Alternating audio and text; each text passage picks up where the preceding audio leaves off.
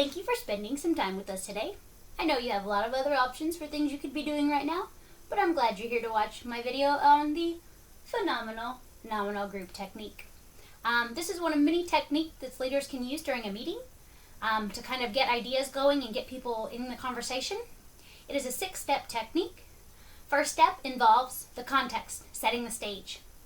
You want to highlight the purpose of why you're there. Maybe it's a question, maybe it's a particular focus. Today, we want to know how can you learn about the Nominal Group Technique. But I don't just want to talk to you about it. I want to get other people, especially like audience members, involved. So, we're on to step 2. We want the group to brainstorm. We want them to generate some ideas about how they can learn about the Nominal Group Technique. I personally love sticky notes. I think they're fun and they're colorful, and it makes everything a little bit more fun when you use them. So, for example, you could ask everyone in your meeting to take 3 sticky notes and write their ideas for how they could learn about the Nominal Group Technique. Once everyone has had a chance to write, you want to collect all of the notes and you want to read them out loud. That way you can acknowledge each person's opinion.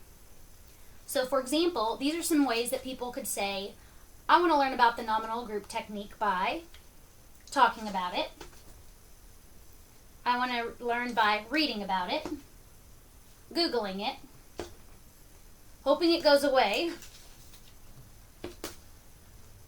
checking my Facebook page for information on it, asking a friend, YouTubing it, texting a friend instead of having anything to do with the learning, ignoring it, taking a class about it, or asking Siri on my iPhone.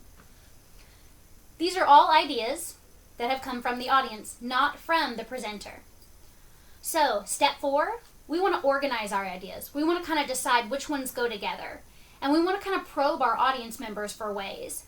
So at this time, you're going to pretend that you hear other people telling me, oh, I think talking about it also goes with asking a friend about it. And reading about it also goes with Googling it. And along with that goes YouTubing it. Texting a friend goes with talking about it and asking a friend. Ask Siri goes with read about it. Checking Facebook for information about it is kind of a stretch, but it goes with these other things involving technology. I could take a class about it. Maybe that's at MSU, Vernon College, maybe it's online.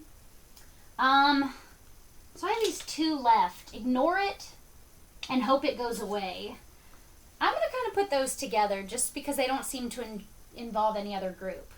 Okay? So now we're on to step 5. We want to name or identify the consensus among these groups. We kind of want to do a summary of what we see. So what I'm seeing based on the groups that these people have come up with, and this is something the presenter can do on their own or they can ask the audience for more help, I would say that these, talk about it, text a friend about it, or ask a friend, would be kind of ways to learn using people.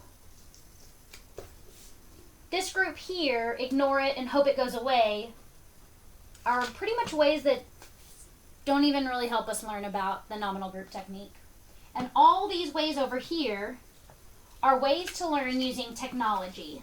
Although I'm kind of torn because if you send a text, you're using technology as well. But that's just the medium. The person that you're asking is really the main part of that. So now that I've kind of summarized what I see, I want to reflect on this experience with everybody. So I think that this is obviously a very minimal example of what could be done in a faculty meeting or at a staff meeting or even, in a business room. But it lets every person have their ideas be known rather than having that 800-pound gorilla that dominates the conversation. So what I'm going to decide based on what I see here is that people appreciate being able to voice their opinion, and because they know these different ways they can go about learning about it, they will use the Nominal Group Technique in the future. At least, that is my hope.